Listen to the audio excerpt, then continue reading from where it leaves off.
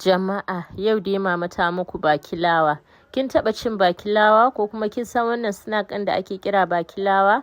To wannan dai in ji mama ta ce shi ake yi kafin mutane su fara yin dubla. Gaskiya wannan bakilawa yana da daɗi sosai sannan kuma yana da auki. In kika zo soya shi a mai za ki ga yana kumburi sosai wanda har sai cikinsa ya zama empty, ya zama fanko kamar haka. Assalamu alaikum warahmatullahi wabarakatuh. Welcome to my kitchen where halal meals are made with love.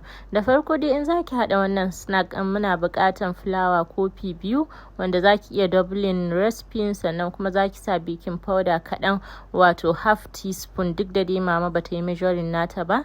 Sai ki kawo sugar 1/4 cup sai ki zuba. Sai ki jujjuya su haɗe kamar haka. Zan rubuta muku measurement ɗin akan screen saboda saukin fahimta. So bayan sun haɗe za ki kawo vegetable oil ne kamar haka ko kuma za ki iya amfani da butter sai ki zuba. Bayan kin zuba man ki za ki jujjuya shi ne ki murje wannan man ya shiga cikin fulawan har sai ya zama babu gudaje a ciki. So daga nan kuma sai ki kawo ruwa sai ki zuba a ciki ki yi mixing nashi. Shi ruwa za ku ga rubuta muku measurement nasa ba saboda kowane fulawa da yanayin shan ruwan shi.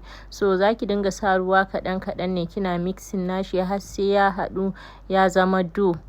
Ki zuba ruwa da yawa at once saboda kai ya je kuma ruwa yayi yawa, ki dinga sa kaɗan kamar yadda kuka ga mama tana yi. Ni dai ba zan daina tuna muku ku yi liking video na, ku yi commenting ba, sannan kuma wadda ba su yi subscribing to channel ina ba kuma ku samu ku yi subscribing. So kwaɓin bakilawan ki ya kamata ya zama taurinsa kamar dai kwaɓin cincin, ba wai yayi tauri sosai ba amma dai consistency yayi tauri kamar haka. Sannan kuma za ki yi ta kneading nasa ne har sai ya haɗe jikin shi. Ga na mama nan bayan ya gama haɗe jikin shi sai ta kawo sai take ɗan cire kaɗan saboda ya mata sauƙin faɗaɗa shi. In kika ce za ki gaba ɗaya at once zai bada wahala saboda kun san kwaɓin yana da ɗan tauri. So in kika raba shi, in kina so ma at once za ki iya raba shi kashi 6 ko kuma kashi 10 sai ki kawo sai ki flattening nashi. Flattening ɗin nan za ki iya amfani da roller haka ki flattening ko kuma da kwalba. In kuma kina da injin taliya ya fi sauki. In za ki amfani da injin taliya kawai ki sa a ciki ki flattening nashi saboda ana so ne ya zama flat sosai, irin dough naki ya zama tsiriri sosai kar yayi faɗi saboda in yayi faɗi za ki ga in kika sa a cikin mai ba zai taso yadda ya kamata ba. So ana so ne dai ki trying best naki ki yi shi yayi faɗi ya zama tsiriri sosai yadda in kika sa a mai zai taso ya miki wannan fankon da ake so yayi a cikin. So bayan kin gama flattening dough naki sai ki samu wuka ko kuma cotton ki sai ki ciccire edges ɗin kamar haka. Za ku ga mama ta yanka shi ne ya zama kamar round haka saboda ana so a cire shi ne. Yawanci shape da ake cirewa an fiye cire kamar triangle haka ko kuma kamar dai shape da kuka ga ta cire triangle zan ce ma wannan ko me bin sani ba. To haka ake cire shape na shi bakilawa, shi yasa ta yanka shi yayi round. Do za ki iya yin kowane shape amma wannan ne asalin shape nasa da ake yi tun da. So bayan kin gama yayyankawa sai ki ajiye a gefe sauran dough naki da ya rage shi ma ki bi same process ki flattening nashi ya zama tsiriri sosai kar yayi kauri sannan sai ki zo ki yayyanka shi. Wannan da yayi tsayi kun ga yadda mama za ta yanka shi tunda shi bai fita round ba yayi tsayi so sai take cire shi kamar haka. Kun ga shi din ma dai ya fita still triangle din ne yadda ake bukata. So ko ma yaya kika yi don ki ko yayi tsayi ko yayi round still zaki iya cire wannan shape din. So bayan mun gama yayyanka shi gaba ɗaya mama ta ajiye a gefe sai muka ɗaura mai akan wuta. Ki tabbatar man ki sai ya ɗau zafi sosai sai ki kawo bakilawan ki sai ki jajjefa a ciki ki soya. The moment kin sa a mai yana fara soyuwa za ki ga ya fara kumburi. Kun ga yadda yake zama, za ki ga cikin yana kumburi yana sa iska a cikinsa. To haka za ki gani a cikin man nan za ku ga akwai guda 1 ko guda 2 da bai tashi ba to yayi kauri ne wajen ina irin ba mu yi flat yayi sosai ba. To shi dama in ba yayi flat sosai ba zai kumbura a cikin mai ba zai tashi yadda ake so ba. Shi yasa na ce muku tun farko ku yi flattening nashi sosai. So za ki soya shi ne har sai ya soyu ya zama golden brown haka kamar dai suyan cincin, sai ki kwashe daga cikin manki. To jira ba mu fa gama ba. Bayan kin gama soya bakilawan ki zaki samu ki aje shi a gefe, sannan sai ki kawo shuga ki sa akan wuta ki narkar da shi. Shugan nan zaki amfani da shi ne daidai yawan bakilawan da kika yi. In da yawa kika yi zaki narkar da shuga da yawa, in kuma kaɗan kika yi zaki narkar da shuga kaɗan.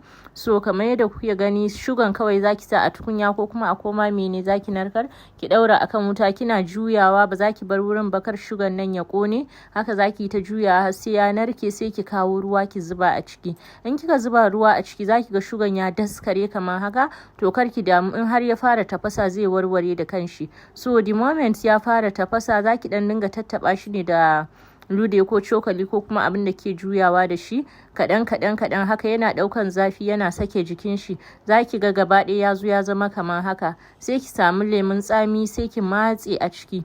Yawan shugan ki yawan lemun tsamin ki, in kaɗan zaki yi kamar nawa haka, to lemun tsami ɗaya ma ya isa. Sai ki matse ruwan lemun tsamin a ciki, sai ki ci gaba da garwayawa. Shi wannan lemun tsami da aka sa shi zai taimaka ya haɗa shugan nan, ya sa shi yayi danko, ya sa shi yayi yauƙi, yadda in aka sa bakilawan a ciki zai kama jikin bakilawan, ba zai bar jikin shi yayi sakaf haka ba. So zaki ta juya wannan ruwan siga da lemun tsamin ne, kun ga yanzu akwai ruwa sosai a ciki. To zaki ta dafa shi har sai ruwan ya ƙare. In kika ɗaga shi zaki ga yana ɗan danko, yana kama jikin ludayenki, yana ɗan yauƙi. To hakan shi zai nuna miki cewa shugan ki ya dahu. Sai ki kashe wutan. In baki dafa shi ya dahu ba, kika bar shi da ruwa a ciki, kika zo ki sa bakilawan ki a ciki, ba zai daɗe ba bakilawan ki wani lokacin zai lalace ko kuma zai sha wannan siga da ruwan jikin sai ya zama tukub haka.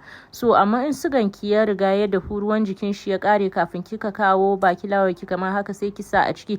Bayan kin kashe wutan fa kenan, sai ki jujjuya shi, sai ki cire, sai ki sa wani again a ciki, sai ki jujjuya shi. Haka zaki dinga sa bakilawan ki a cikin wannan ruwan sigan, kina cirewa kina ajiyewa a gefe kamar dai yadda ake yi wa dubla, har sai kin gama da su gaba ɗaya. Shi yasa na ce zaki narkar da sigan ki daidai yawan bakilawan ki. Da Allah ku ga wannan abu bai burge ku ba?